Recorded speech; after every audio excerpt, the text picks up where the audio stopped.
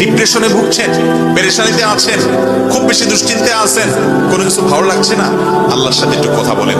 আল্লাহ, আপনি আমার সৃষ্টিকর্তা, আপনি আমার মালিক, আপনার কাছে আমার ফিরে যেতে হবে। আপনার কত অবাধ্য হয়েছি, কত নাফরমানি করেছি, কত সীমা লঙ্ঘন করেছি, কত নির্দেশ অমান্য করেছি, কত নিষেধ লঙ্ঘন করেছি।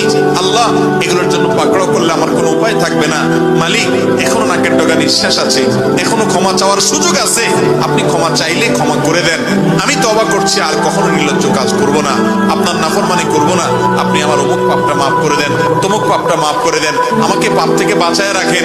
আল্লাহ, আপনি আমাকে হেফাজত করেন। আপনি হেফাজত না করলে আমি নিজে নিজে বাঁচতে পারবো না। মালিক, আপনি রহম করেন। আল্লাহর সাথে একটু কথা বলেন।